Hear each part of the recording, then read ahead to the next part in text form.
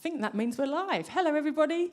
Thank you to our live audience and to our audience who are watching from the comfort of your own home. The live audience have been here for a while, so I don't need to do a this is where the toilets are, and I'm really hoping for you at home, I don't need to tell you where the toilets are either.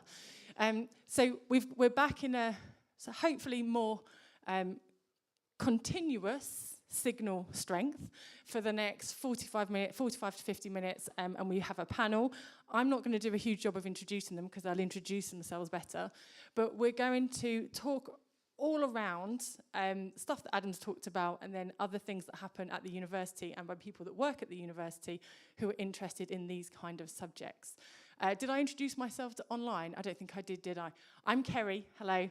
I'm your host for this evening, and just so you know, you've got the phone number, you can text, I've got the phone here. So if you see me looking at the phone while people are talking, I'm not ignoring them, I'm just checking your text messages for questions. You can ask anything. This is going to be a very flexible, chilled out, informal conversation. We haven't planned it, we don't know exactly where it's going. So if you send a question, you can determine the direction. So, first of all, we're going to hand over, and each person in turn is just going to give a little introduction to themselves. So we have Jenny, Adam, and Josh. So we'll start with Josh, because then Jenny doesn't have to stress out about me handing over the microphone. So over to you. Thanks, Kerry. I'm Josh Allen. I work in the Faculty of Arts.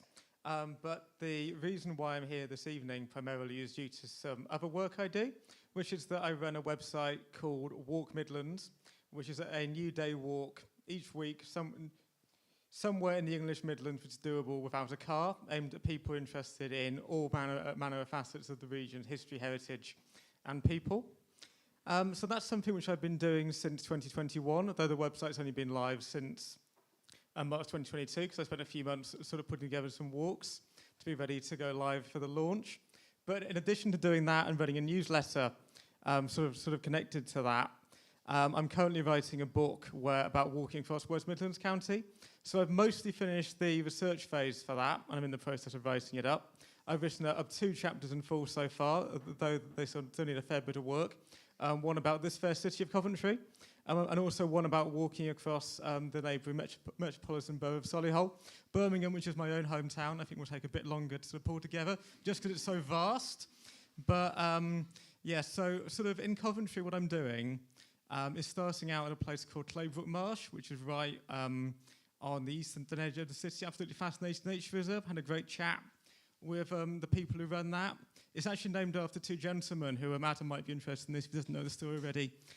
Were coal miners there at the old Binley Colliery in the 1940s, and they were unfortunately killed in a horrible industrial accident. And when they created the reserve in the 90s, it was named in honour of those 2 men who gave their lives so that we could have energy in this country all those years ago. And then I'm going to walk into the city centre through there, especially going via the Charter House. So I had a great chat with the people who run that from Historic Coventry Trust. They're such a fascinating asset for the city with such an amazing story of how it's so connected to the people. And then sort of on through the city centre, I'm looking at things like the Lost River Sherborne, because for me, Coventry, it's obviously a medieval city, but it's so associated with modernity. So for me, it's very much sort of a magical realist city, in that it kind of hides its great history. I'm sort of like behind its modernity, and it's so great to go into the city centre and see some sort of signs of that. It's a kind of place where you have like a 60s shopping mall, and there's like a medieval head just like there, which has sort of like been there for hundreds of years, which they just plonked up there so everyone can see it, but it's kind of hidden away unless you're sort of looking out carefully for that kind of thing. And then I head out through Spon End, had a great chat with the people at the Weaver's House, sort of about the work that they do, and then out through like the suburbs of the city via Chapel Fields. I now realise, I didn't realise at the time I was walking through it, but I actually am, going via Hearsall Common, and then sort of out past some of the other scraps of like medieval common and woodland out to the edge of the city. So that's what I'm doing in Coventry, but I'm sort of doing that for the whole county. Very much sort of walking across it, collecting the stories of people doing interesting stuff along the way. And sort of, hopefully I'll be sharing those with people via a book at some point in the next sort of 18 months or so. So I think that's pretty much me. Over to... Sorry, did you say your website was? It's called Walk Midlands. Would you... Sorry, Kerry, I thought you were going to hand over the microphone to Jen then. Hello, everyone. I'm reintroducing myself. I'm Adam Wood. I'm a tour guide who likes walking backwards in the rain. I'm not from Coventry like Josh. I'm actually from London, and some of you will know that my interest in Victorian true crime essentially arises from when I was a boy, about 11, 12 years old, in London. I was reading a story in a newspaper about Jack the Ripper, and my granddad, who was born in the East End of London in 1903, looked over my shoulder and saw the headline, Jack the Ripper, my dad saw one of the bodies. So when I grew up, I thought that was quite amazing, really, and I didn't try to prove he was the killer. I basically was researching the crimes of Jack the Ripper, but also my family genealogy along the same time. And sure enough, I found out my great-granddad Benjamin Wood did live 5 minutes from where one of the victims was found. He was only 16, and I'm sure he was nothing to do with it, I hope. But it made me realise that people are affected by crime, dark history, suicide, the stuff we've spoken about today so far, even if they're not directly involved. You know, if you were living on Mount Street when the poor lady drowned herself through a postnatal depression, you're going to be impacted by that. And even if you were just sitting in the pub where there was an inquest going on at the back, strange, I know, but typical Victorian times, it was something that everyone's impacted by. And that's my approach really now. I've written a number of books. When I moved to Coventry, the first thing I did was go on the British Newspaper Archive website. Are there any Victorian murders in Coventry? 1 or 2, I think, is the answer. And I was living in Elsdon at the time, and I just was interested. I found this story about Oliver Style shot 6 people in a jealous mission against his wife, who thought was having an affair. And I just threw everything into that, and I wrote the Watchmaker's Revenge book in 9 weeks, from discovering the story to having it published. It just really absorbed me. And part of that was walking around Elsdon and Chapel Fields and learning all about watchmaking. So I really felt an affinity with Chapel Fields. As many of you know here today especially, Chapel Fields has grown enormously now. It's like a big district, but the area we're in now, the 1840, 1850 version, is quite a small area, really. And I just really felt that character. I ended up buying a house on Craven Street. When I was doing the tour, I looked at the Craven Arms pub and the greenhouse next door to it where John Smith lives. We ended up buying that, so I'm really living the dream, as they say.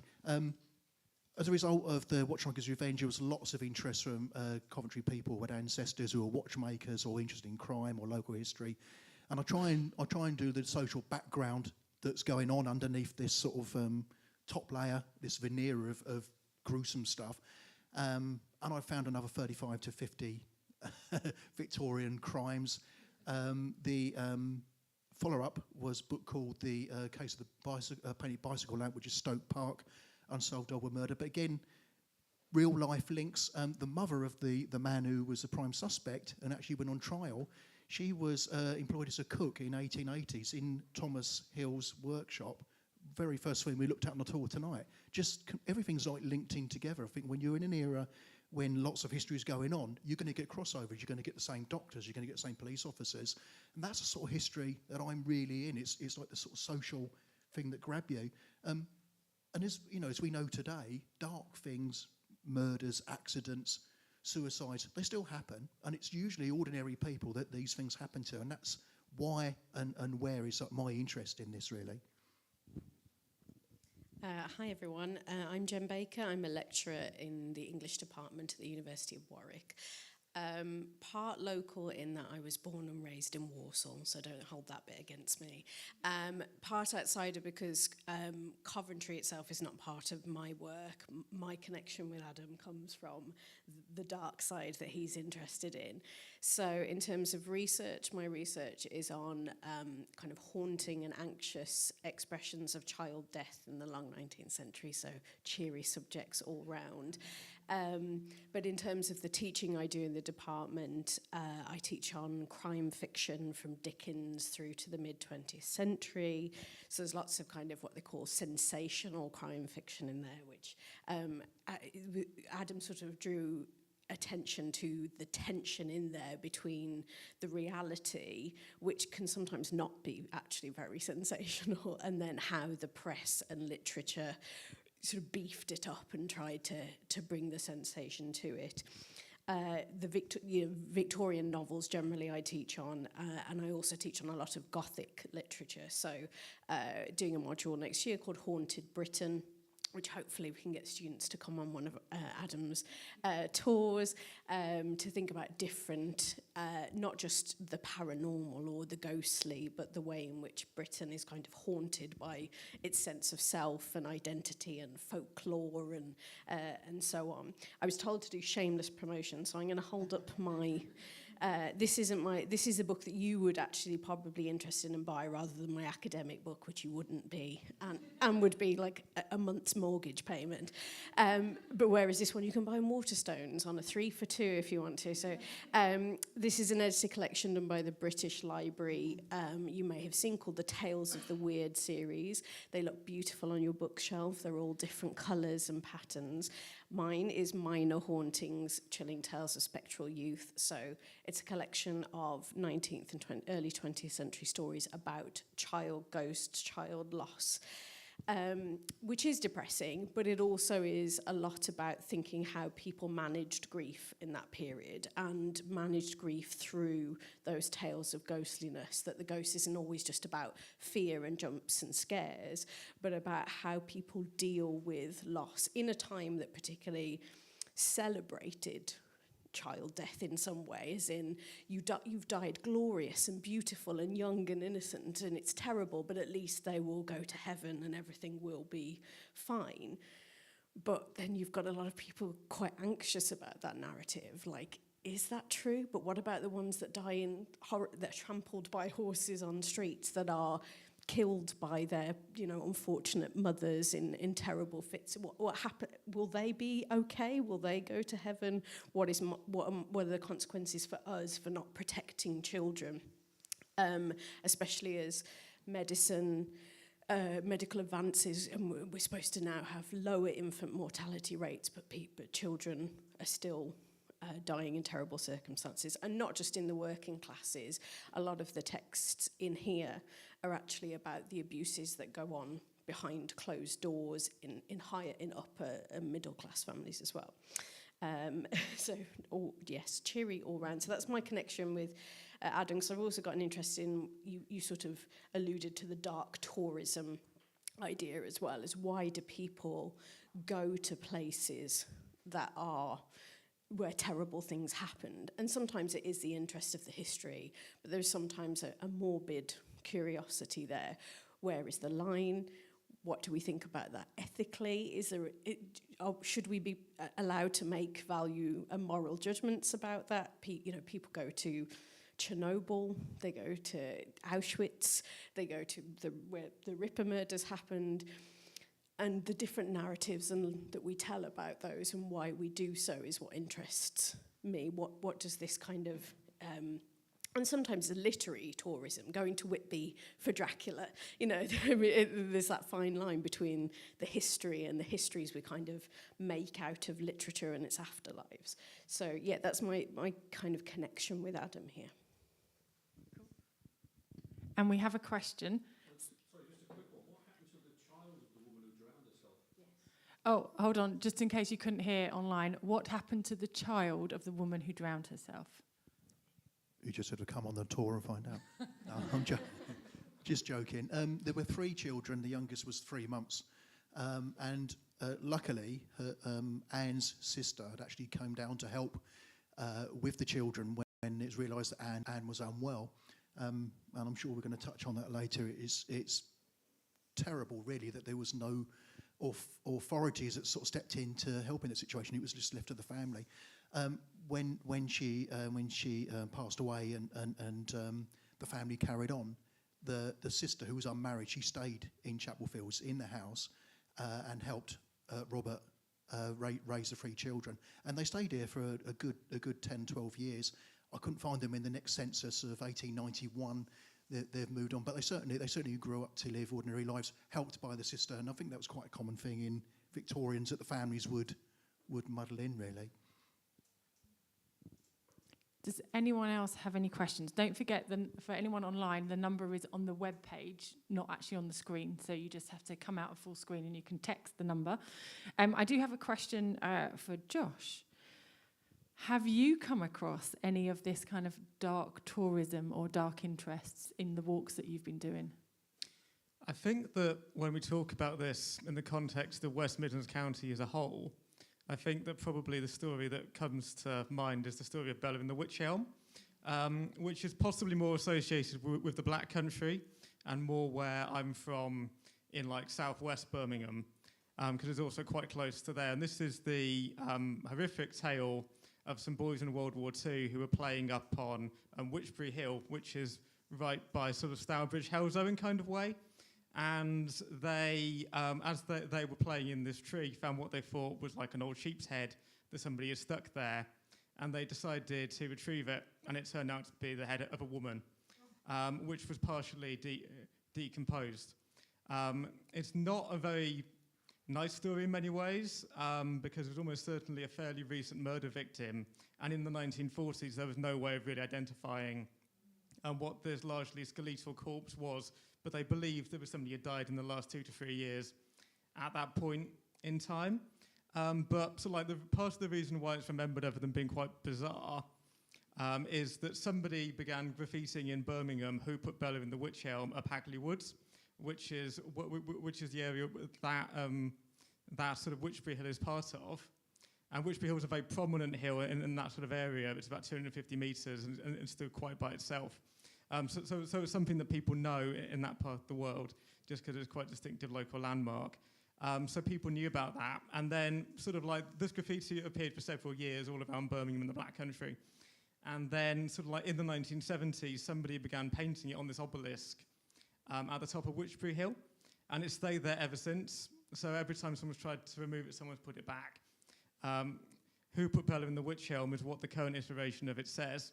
And lots of people go to that site, and I made a decision in running Walk Midlands that I didn't particularly want to be perpetuating that. So I do have a walk at Wychbury Hill, but I don't refer to that aspect of it. Though plenty of people do sort of go up there just to see the graffiti because it's quite famous. And it is interesting, it's sort of like a point that I've seen sort of reading some sort of local history forums, is what becomes sort of known as like this kind of dark tale. Because there's a not dissimilar story from the Dudley limestone caverns, sort of a bit further into the Black Country, from the 1960s, where some workmen found a body of a woman, sort of like dressed in early 20th century clothes that had probably been dead for about sort of 40, 50 years by that time. And it got a mention in the Express and Star, which is the local Black Country newspaper, the next day. But aside from that, it's never really been picked up on. And sort of like, aside from this one mentioned local history forum by some local history nerd who put it there, sort of comparing it to the Bella in the Wych Elm case, there's no mention of it. It's not known really outside of this one particular iteration of it. So there's quite an interesting question about kind of like why we're latching onto some of these gruesome stories, but not onto others, and why sort of nobody's been especially concerned about who this woman in the limestone cavern was, recorded as accidental death, not properly investigated by the police. But we all know sort of about Bella in the Wych Elm, even sort of 80 years after that occurred. I think what's interesting is that even in this period, in the Victorian period, people are performing this kind of dark tourism themselves. So we think of that as something we do now on their past, but that they would go and do that as well. Partly prompted by newspapers. Of course, media was a big part of prompting people to keep it alive and encouraging people to be a part of it. Those of you that know Thomas Hardy's Jude the Obscure, that's an interesting novel in that sense, because he talks a lot about Jude Fawley is a working class man who aspires to go to the local university, better himself, and it never works out for him. Luck is always against him. But there's also this idea of the family curse. The family, and it's partly to do with somebody who's committed a crime in the family in the past. They were hanged and they were cursed, and this curse carries on. So there's kind of sensational tales told around the fire about the curse. And then towards the end of the novel, Jude's son, just called Little Jude or Old Father Time, sees the desperate situation that his family are in. They've got no money. They're really struggling Jude and his wife Sue are also cousins and have gotten together she was married and she leaves her husband for Jude.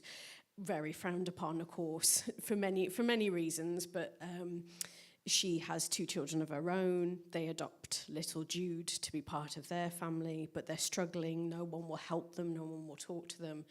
And little Jude decides that the only solution is to get rid of himself and his sibling.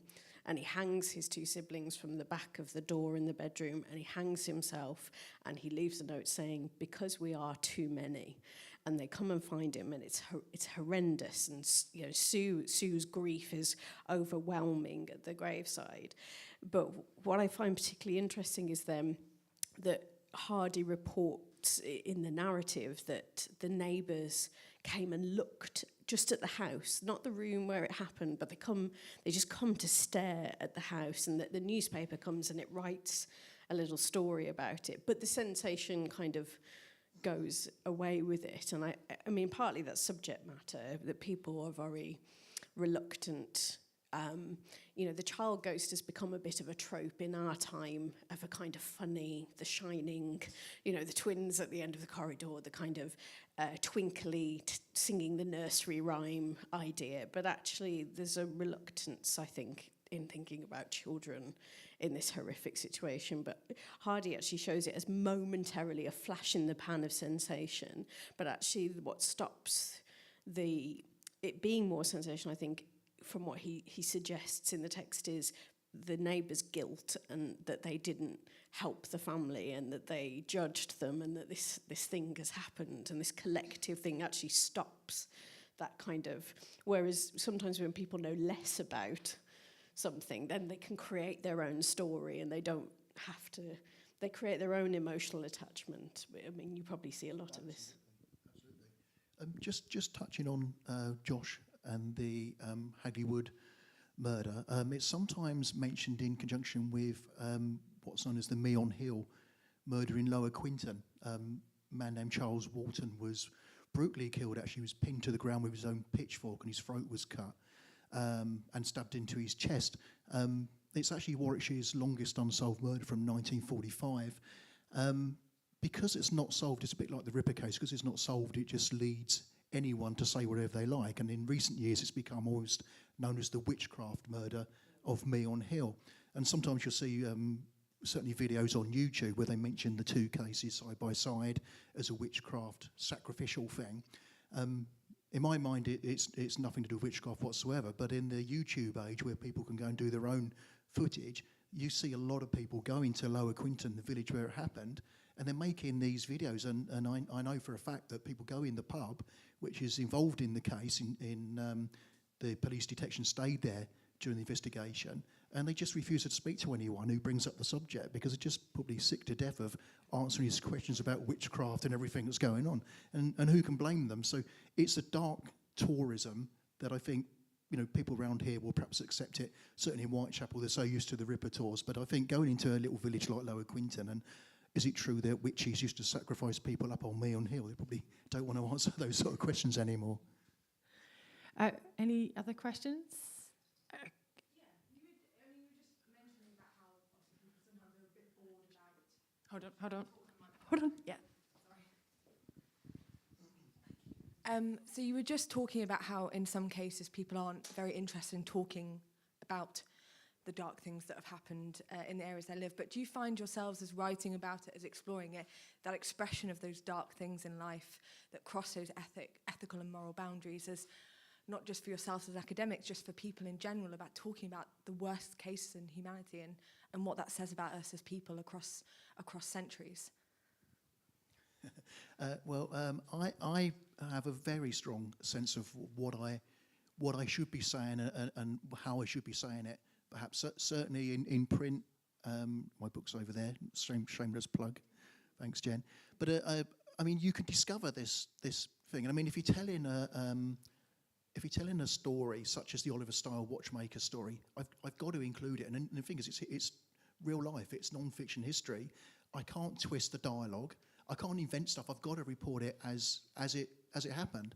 I can make my interpretations, but as long as I'm clear about saying that's what I've done.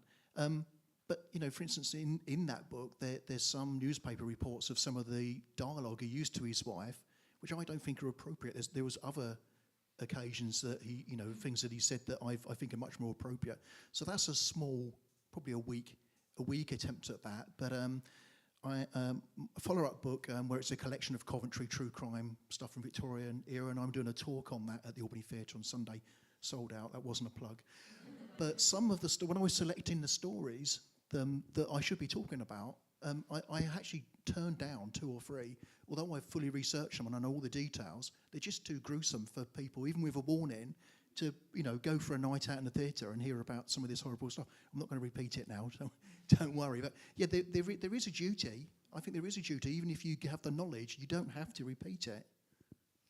I suppose it's slightly different for me because I think that we should probe those things, but my job is not to judge those things, but to understand why we judge, how we judge, like what does it mean to.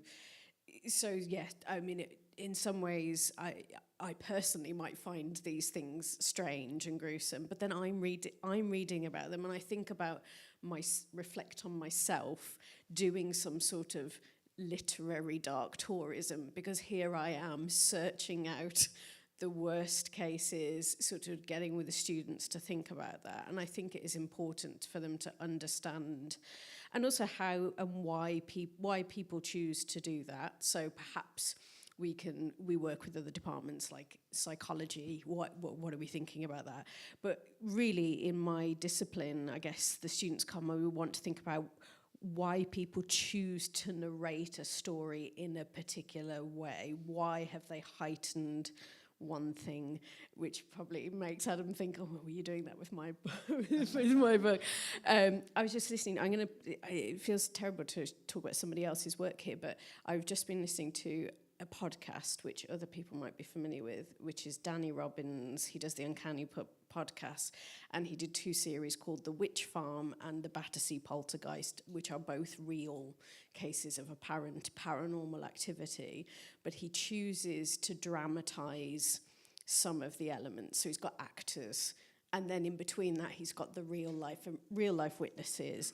And so for us it's less about why, we might be interested in why people listen to those podcasts. Why did he choose to narrate? Why did he choose those words? Why did he put those there? So it's less about, but it's not sort of judging people for listening. I find it fascinating. So it's a different perspective, I guess. Yeah, absolutely. I've just got another thing that happened during the writing of one of my books, The Bicycle Lamp, which is an unsolved double murder in Stoke Park in the east side of Coventry. From 1906, from researchers, I discovered that the house that this elderly couple were murdered in still stands. So I went and had a look round and match it up with contemporary sketches. And then I had the dilemma. I thought, shall I knock on the door and talk to these people? Can I come and have a look in your garden? I thought, well, why do I want to do that? Why do I want to go in the house? And then I thought, well, I don't want the book coming out and they recognise that that's their house, and if they didn't know, and do I send them a letter? I really didn't know what to do. And then thankfully, a mutual friend actually knew the guy, the elderly chap that lives in that house, and said, yeah, they do know about the case, because when they moved in the 1980s, someone put a newspaper clipping through the letterbox about the murder, saying, "This is your house." Thank you very much. And they actually invited me in for a cup of coffee, and I was sitting in. I knew everything that had happened in that house, and I was sitting there in the kitchen having a nice cup of coffee, and I thought that's where they came through the window. And the chap's daughter sort of gave me a guided tour of the house, and I went up the stairs. I'm going to relate the story. And the newspaper did a really good job of describing how the men who discovered the bodies went up the stairs, came in, the door swung open, and they saw this horrible sight. And I went up with the daughter of the owner, and she said, "Oh, me and my sister had separate rooms at the front. Which room was it?" I said, "Oh, it was that one." She said, "Yes, that's my sister's room." But so it turned out quite a humorous ending. But it was that sort of dilemma. I know this gruesome stuff, but do I let on someone else know? Is it knowledge they need to know, really? And we had the discussion actually before we started the tour earlier that some of the things I was mentioning, we sort of debated, should I point out which house these things happened to, or just a house on this street, in case the resident obviously didn't know what was happened there and might not like it too much. And that's what I find fascinating, is a question of why is it okay for Adam to do, or myself to do these things? What validates what is acceptable?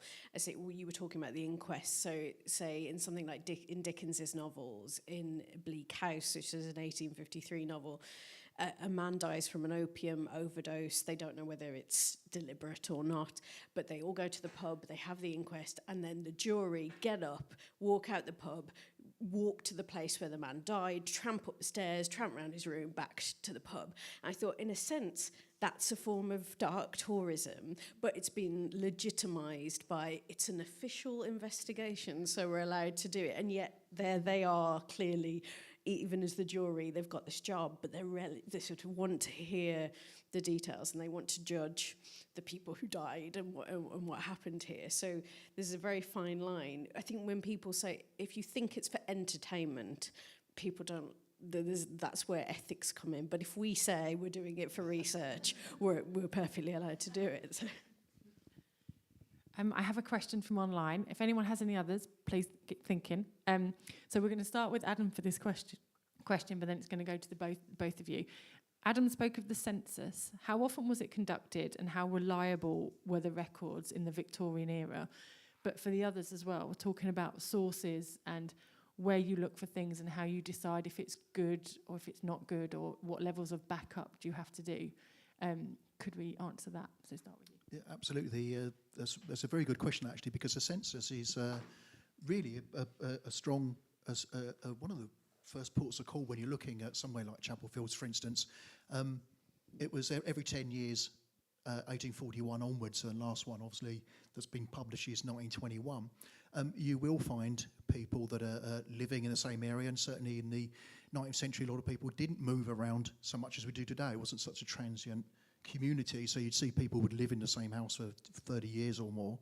But what's interesting about that is it's only as reliable as the numerator, how he's transcribed the name. And you'll often have like a mistranscribed name, or he's misheard the name or the age. And of course, if someone wants to give some false details, he's only recording what he says. He's not going to check on that. In the main, I think when you go on somewhere like Ancestry, other genealogy sites are available, you can cross-reference the different reports and marriage certificates, birth certificates, and you can see names. When I do my research, I usually use later censuses are actually filled in and signed by the occupants, and I'll go by spelling of a name or how they've done it, rather than how the enumerator might have written it down, or a signature or something on a marriage certificate. That's where you're going to get I think the most accurate thing. But yeah, in regards to the census, it's every 10 years, apart from 1939, where there was a national record of England and Wales, which is really useful because obviously they were recording everyone that was the outbreak of war. Apart from that, it's I wish they did them every 5 years when you're researching things, but 10 years can be a long time. And of course, you'll find some really sort of strange things where someone's missing, someone appears in another family as a visitor, not so easy to track down, but you can have a lot of fun. And with Chapel Fields, as I said on the tour, with Coventry being such a strong centre of watchmaking, right up till the 1880s, it far outlasted London and Liverpool, Prescott in the north. When those industries were dying out in those places, the skilled watchmakers were coming to Coventry. So the census returns from the 1850s onwards. The very first guy who lived in my house on Craven Street was from Liverpool. And he didn't come here because he liked Coventry, I think. He came here because he was chasing the work. And you'll see a lot of that. So I'm sure there's lots of descendants of Londoners and Liverpudlians in Coventry today. Yeah, I think that for the book that I'm doing at the moment, quite an important part of it is going out talking to people, which brings together a whole load of issues which you don't have when you're dealing with people who are dead, which is quite fortunate, really, or indeed fictional characters for that matter, because you sort of have to, because essentially anything which you tell people is a process of negotiation with the person who you're interviewing to try and figure out what they might be happy for you to share with them. Because quite often when you're talking to people, they'll be quite open with you, and they'll tell you things which you think to yourself when you hear the recording back or read your notes afterwards. I don't think that they'd actually want to see that in print. So you sort of have to think to yourself, that's a brilliant story, or they put it in such a lovely way, but I don't think I can use that. And some people are sort of a lot more sort of like corporate and controlled in terms of how they present themselves than other people are. So it's sort of like a process of thinking about that. Like I was doing an interview down in London with a photographer, because I happened to be down there back on Friday, and he was sort of talking in quite an open way, and he said, "Yeah, I could go there and make the work because I'm somebody who could stand there and not look like a complete twat." And he then goes, "Well, I'm very happy for you to quote that. Please put that in." So he told me by saying that he was happy for me to use that particular language that he'd used and not to sort of change that. But there's other people who very much, you sort of have to be a lot more careful in terms of they've told you something which is quite sort of personal. So you think, I won't include that because there's not much story to tell. So I'm not going to share that. Or you phrase it in quite a different way, thinking it takes quite a bit of empathy. And I think that can also be true for more historical or indeed fictional people, that you have that sort of sense of sort of respect for the person and not wanting to hold them up in a way which might sort of make them look ridiculous, or to sort of like take glee in their misfortune, or to present them in a way which might be entertaining, but it's just not very nice. So that's sort of how I approach it in the work that I do. I'm just very, very, very, very careful. And I mean, I started out working, my first ever job after I left uni was working as a sort of lifestyle magazine journalist. So that gave me sort of a great way of being able to write sort of like a very, very positive and upbeat and tell a story which is sort of like quite engaging, quite happy about something. So sort of positive, but in a way that brings people in rather than sort of relying on being mawkish or making people look absurd. So that's very much my approach. I suppose in mine, so I look at lots of different expressions of child death, visual, so that includes, and when I say post-mortem portraits, I mean as in they went to a professional photographer, they surround the children often with flowers, or they make them look like they're sleeping, and they keep that because that might be the only photograph that they ever have.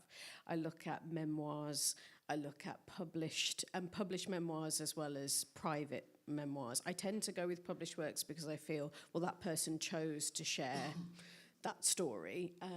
And I obviously look at fiction, but in a sense, they are all narrative. So I don't really care what's true, because that's not what it's about. It's about feeling and emotion. Because mine's more, how do we tell the story of grief and loss, rather than were they accurate in the things that they told. So yes, I think about the wider context of infant mortality in which it's us, but I'm thinking about, why did people choose the language they chose? Why did they choose that particular image? What does it tell us about mothers, how people think about children today still, and how we think about childhood? So in terms of sources, nothing is off limits, because it's all about people's lives, whether it's Elizabeth Gaskell writing a social realist novel. So in Mary Barton, which I was very strongly reminded of in your talk, because it's set in 1848 Manchester, working class communities. There's a murder in that done because of loss of work and union. Some men get together and create a union, and then they're so desperate that they decide that all they can do is they need to murder the son of the man who owns the factory to make a point and say, we're not going to be taken advantage of. And this has, but it's not sensational. It's a heart-rending. There's people in, and the man who does it is witnessing his friends' children dying because they haven't got enough to eat, while his boss is like living in a life of comparative luxury.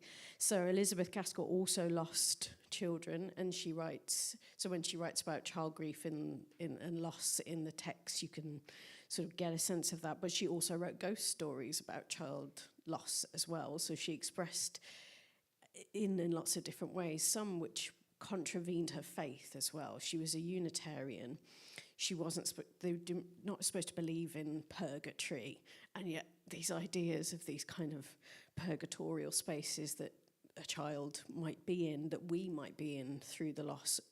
So, but the social realism and the supernatural to me are on the same level. They're doing it in different ways, but they're still expressing loss. So all these sources, I suppose I don't choose things if they don't express the anxiety that I'm looking for and the anxiousness, but to me, you can't just look at the fiction or just look at something else, because they're all a cultural network of how we deal with grief and loss in this period. Do we have another question from the in-life or in-person audience? In life. You've got. In life on the other side. Yeah, this is all your fault. Yeah. There is another question. And I need to work out how to phrase it. Do you notice any differences in the stories that are remembered, or the stories that you read that differ due to gender or social class or ethnicity or anything like that? Is there different language used, or is there a different way that stories are shared, or are there more stories of, stereotypical? I don't know. I was just going to say that I just wanted to dispel any myths that people had that, for instance, men did not grieve the loss of their children in the Victorian period, because actually I've read more from men than I have actually from... There were very specific, what they call consolation literatures, so bound editions of poetry, essays of consolation.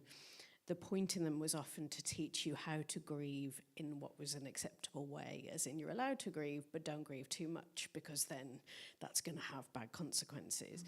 But men often put them together. They wrote the introductory preface. They talked about the loss of their children. There were also cases of men being committed to asylums from the grief of the loss of children. So I think I had that impression before I started, that it was going to be women. I was only really going to read narratives from women, and that wasn't true at all. The demographic I look at is mostly white British people, because it's the published material that you can get access to. In American as well. It's a very kind of Anglo-American transatlantic sharing of publications. I suppose the difference is when the women they often talk about the children dying, as in the illness they had. And there's a lot of women talking about their intuition. They knew something was wrong, and the men didn't believe them, and the doctor said, no, he's fine. And she's saying, I see this child every day, and I know that there's something wrong with my child. And there's a sort of perverse triumph, in a sense, like when it's a horrible, but they're sort of, whereas you don't get that same attitude. With the men, it's a terrible loss, I really feel it, but now I've got to move on and support everyone. So that's the main difference I've noticed. I think I'd say that in my researches of the newspapers, you see lots of reports from magistrates' hearings, and obviously the magistrates in Victorian times, there'd be lots of people up in front of the magistrates all day, every day. And it's interesting that if it's men that are in the dock, it's almost to be expected. And it's, you are a naughty boy, slap on the wrist, off you go, don't do it again. And the newspapers report it in that way. But if it's a woman that's called up for being drunk or fighting in the street, it's like all hell's broken loose. And the newspapers really report them as these real horrible people and how evil they should be behaving themselves at home. So that's perhaps in the way the magistrates and the reporters would treat the men and the women. But again, through the various murders I've read, it sounds terrible. I'd say that in Victorian period, the type or the way that a murder or attempted murder is carried out is quite noticeable. It's men are more likely to be impulsive. It'll be a knife or a gun, something like that, or a fist. Whereas women, most of them are somebody with poisonous, a little bit more calculating. perhaps than some guy who's. I mean, although as I said in the Watchmaker's Revenge book, I just think it's bizarre. I can imagine Oliver Style going and shooting 6 people in a rage, but the fact, and the judge commented at the trial, the fact he actually went to Birmingham and bought the gun and some cartridges in a normal business transaction, that's quite calculating, really. So it's quite, I think, unusual for men in that case. Josh, any? Yeah, I think that the way that stories can be narrated are very different. And also, again, it comes back to sort of like what we remember and the kind of things which cultural institutions tend to collect. So a strand of the sort of book I'm working on at the moment in terms of some of the conversations I've been having with people relates to something I've become quite interested in. And again, it's not my personal heritage and it's very much sort of a story that I'm sort of listening to and looking to convey. But it relates to how quite often creatives, heritage professionals who are from communities of colour in the West Midlands are sort of looking at ways in which they can kind of document their histories and sort of like share the histories of their communities, because quite often it's getting to the point where like the elders in those communities who moved to this country are now passing away. So they want to sort of record that history and present it prior to it being lost. So that's sort of very interesting how they're trying to do that and to sort of like tell that story, because certainly in many cases these are people whose roots in the region are deeper than my own. I mean, I've got one grandparent from Northamptonshire, but my parents both moved to West Midlands, so it's not like I've got like ancient roots in this county.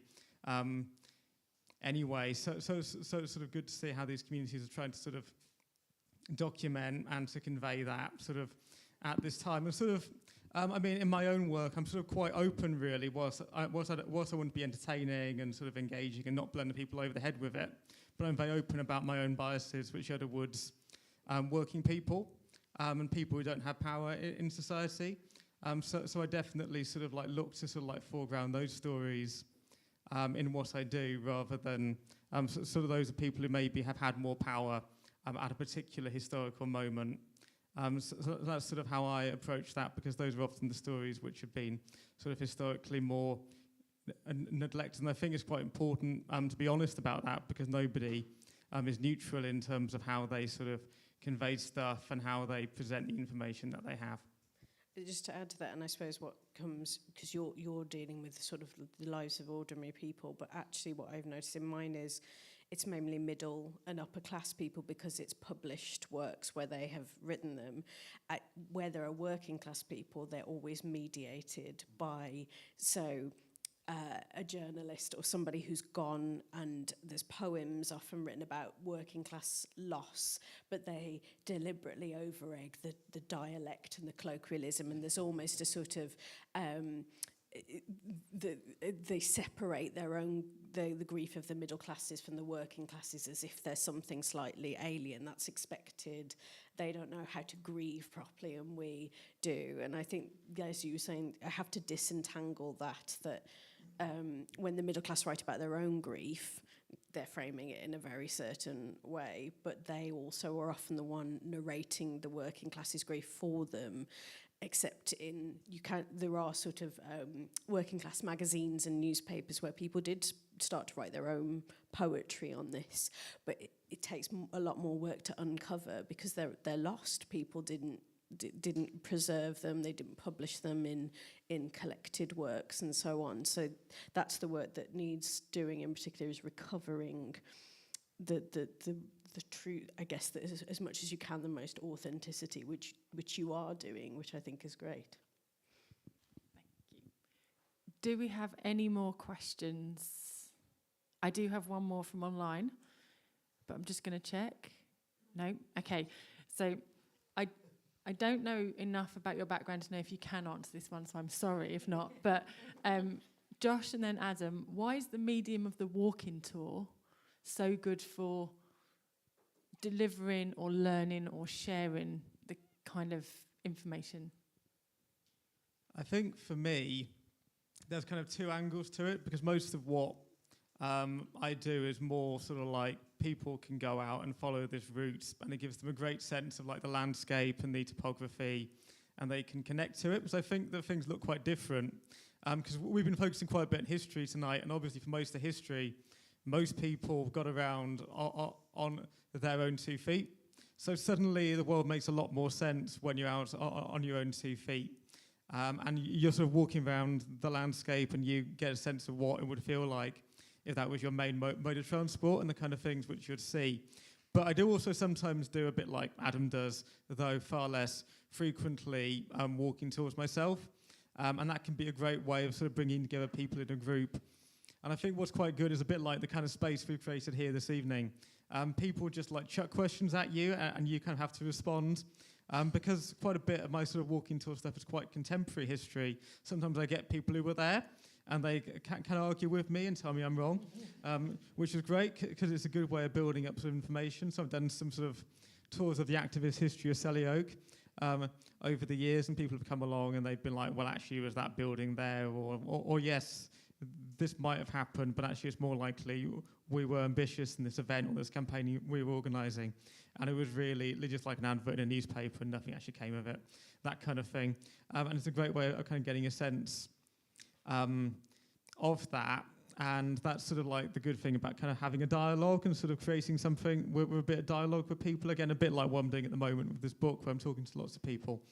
It's a good way of getting kind of like their story, and you can put that together to create something quite rich. So I think that's a benefit of doing a walking tour for that kind of thing, because it's a bit like going on a journey, a bit like kind of like pilgrims setting off in like Chaucer or something to kind of like reach this destination together and to create that kind of sort of sense of community, if only temporarily. I think I'm going to adopt Dark Pilgrimage as the name of my walking tours from now on. But I totally agree with that. I absolutely love it. When I'm doing a tour, and I do all, not just Chapel Fields, I do Coventry Blitz, a couple of true crime tours, Leamington Spa, true crime tours. I love the engagement with people. Everyone brings something different. You don't know, as Josh said, you don't know what questions you're going to get or comments or observations. And I think every time I do a tour, it's with a bit of information that's come out of someone else that I can build up a story. I can go and research it myself. But for me, what I love, even if I'm walking around on my own, quite often, quite sadly do that, have a look at somewhere. It's a tangible way of accessing history. I think you could, there's lots of books about Coventry, loads of books about history of Coventry. There's nothing like walking around those streets or looking at the building or absorbing the feel of the place, because it's just character. And I think a walking tour gives you that you wouldn't necessarily have if you just read it from a book at home. And I really appreciate the opportunity to have people watching online that wouldn't be able to come to Chapel Fields on the tour that I do, but to be able to watch it and get a sense of what the area's like, because I definitely feel it's got a character. And having a walking tour gives you the opportunity to share that with people, I think. Well, I think it's strange how people wrote and read about walking tours, in the sense that doing the walking tour is obviously a very kind of visceral experience, and what we sort of call there's this sense of psychogeography. How do people feel? How are they emoting in this moment? Why are they connected to a place? But then people like so Dickens, under his journalist name of Boz, wrote the sketches of Boz, and he did like night walks, and he would walk around London, and then he would narrate walking around London, and then people read him walking, but they're not, maybe they're familiar with it, which is sometimes why people read it, but sometimes it's somewhere you've never been, the kind of flaneur walking around Paris and talking about, but people kind of live vicariously through, whereas now obviously we can watch it and be part of it in a virtual way is amazing. But I think it's interesting how even in that period people are living, and we were talking about you and I when we were having a chat before about how the newspapers did that as well. Like with the crimes, they would walk you through. If you go to the end of this street and then you turn left, and then they went through and they walk you through the house or the crime scene, so that people can kind of live it in a way, even vicariously, even if they couldn't do it. And I find that kind of a fascinating thing as well. Thank you. Now, I feel like we could just keep going, but I'm very conscious of the time. And you can join in at home. Don't wake up any children. Could we please give Jen, Adam and Josh a huge round of applause for this evening?